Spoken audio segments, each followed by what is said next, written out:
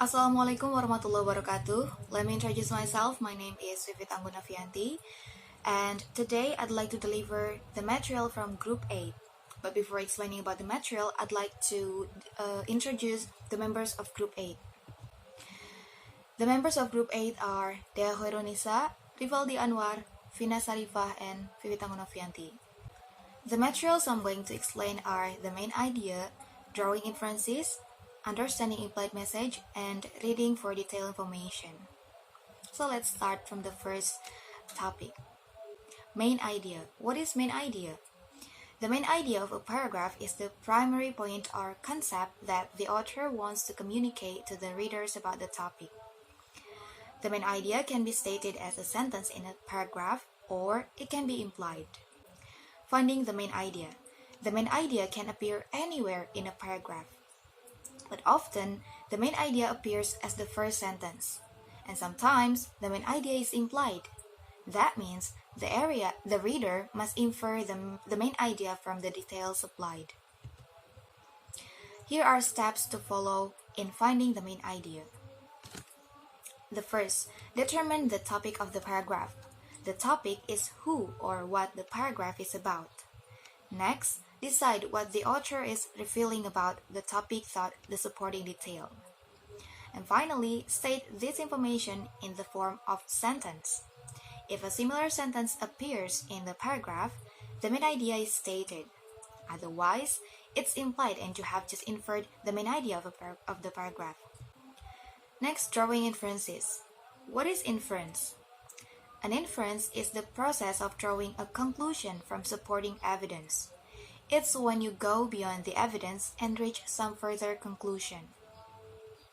Inference is drawing conclusions based on information that has been implied rather than directly stated, and is an essential skill in reading comprehension.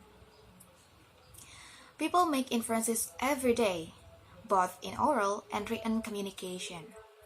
Many times this is so automatic, most readers or listeners don't even realize the information wasn't included in the conversation or text. Inferring is a process that draws from these assumptions. When we are reading, we need to find clues to get some answers. And then we need to connect those clues to what we already know or have read. What we already know is evidence that supports our inference. And then there can be more than one right answer. The importance of inferences. Without inferences, there is no way we could understand our world. It's all well and good to ask for evidence and proof, but sooner or later we inevitably have to go beyond the evidence and actually draw a conclusion. Inferences are also the building blocks of argument, so they are very important in formal essays. In formal essays, or you want to be more clear and direct than you would be in fiction, so it's important to state the conclusion specifically. Understanding implied message from the text. To better understand a passage, a reader should identify the author's attitude or tone. Evaluating tone gives reader a better understanding of the author's argument and purpose for writing. The author's tone is closely associated with the writer's purpose. The writer will use a certain voice to convey the main idea and purpose of a passage, and that voice often reveals the author's attitude towards the subject. Let's compare the passage below. Passage 1. The treadmill began to wear, and I gripped its handlebar as the belt started moving backwards. All I could do now was run, or begrudgingly barrel forward, toward an outdated screen that showed me the terrain I was supposed to be running on. It was made of red squares stacked up, one on top of another. The higher sticks were supposed to be steep hills, and the lower ones valleys. I tried to picture them as burning coals to see if that would make me speed up or at least feel like this exercise was somehow connected to nature, even one of its cruel parts. How would you describe this author's attitude toward the treadmill? But before we discuss this answer, we have to compare to the next passage. Passage 2. The treadmill began to wear, and my heart sped up faster than the belt could go. Instead of pressing select on my remote control to escape into a TV show, I had just selected Power Run. A sleek screen with a simple set of red lines showed me the terrain on which I was running. Those red lines looked like a pulse, and they got me to turn further and faster than I could ever run when I'm outside, worried about weather, cars, or other people. It may not have looked like I was going anywhere that night, but I had just broken out of a 10-year slump. How would you describe this author's attitude toward the treadmill? In passage 1, the author must have a negative view of running on a treadmill. How do we know that?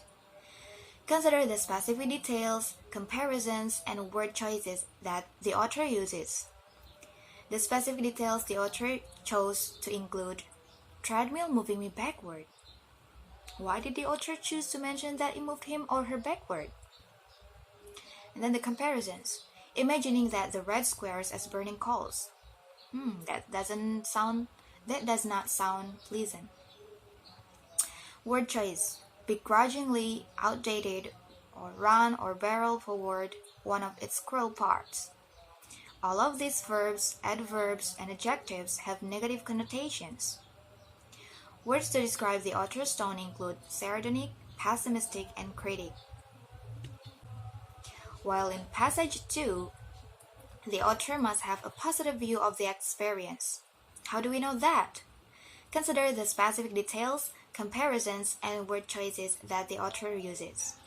The specific details that the author chose to include I had just selected Power Run. The phrase shows ambitions and confidence if the outcome is positive. I had just broken out of a 10-year slump. The author ends by explaining the positive impact this workout had on her life. The comparisons. Heart sped up faster than the belt could. So intense. Red lines look like a pulse. Shows energy or liveliness. And then word choice. Further and faster. That's the benefits of running inside. Sleek. That's the author's positive opinion of the screen on the treadmill. These adverbs and adjectives show a positive view of the subject's progress and one of the treadmill's main features. Words to describe the author's tone include exuberant, enthusiastic, and excited. The author's purpose. An author's purpose is his reason for or intent in writing. An author's purpose may be to amuse the reader, to persuade the reader, to inform the reader, or to satirize a condition. An author writes with one of 4 general purposes in mind. The first, to relate a story or to recount events. An author uses narrative writing. And then if to tell what something looks like or sounds like or feels like, the author uses descriptive writing. If to convince a reader to believe an idea or to take a course of action, the author uses persuasive writing.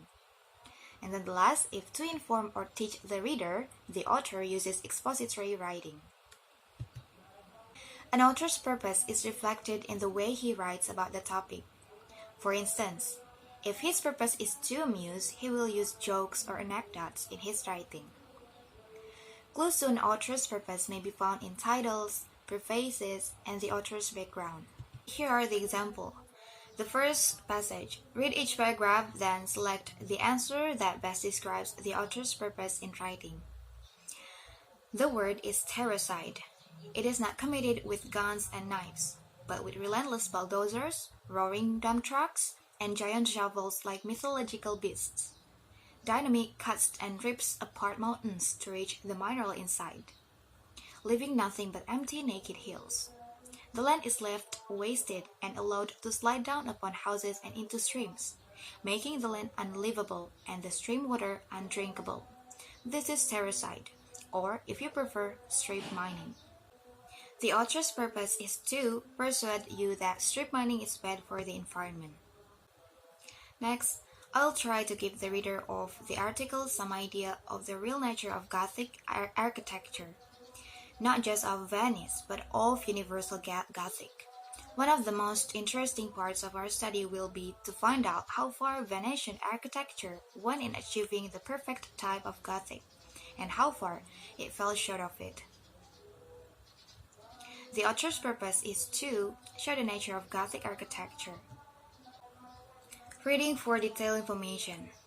Detailed reading means reading something carefully to get accurate information.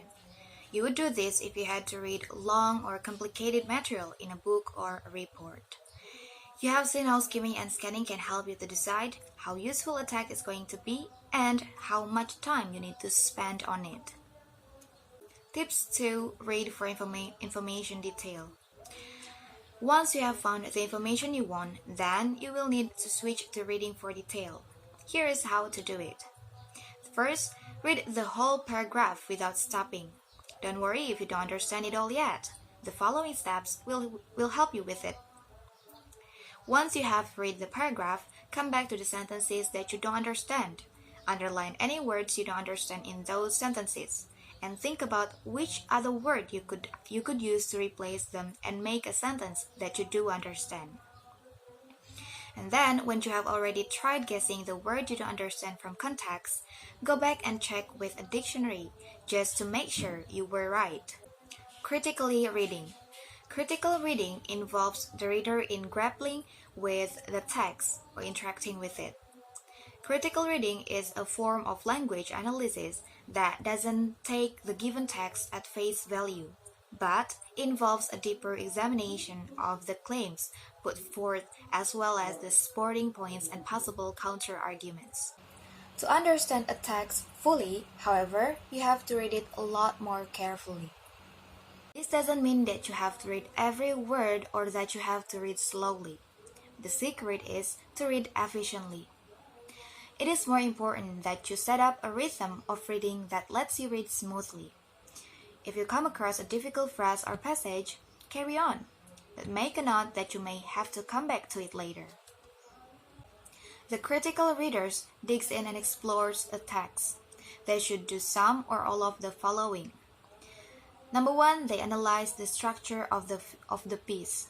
Where's the thesis? What types of sentences and language are used? How are the paragraphs structured?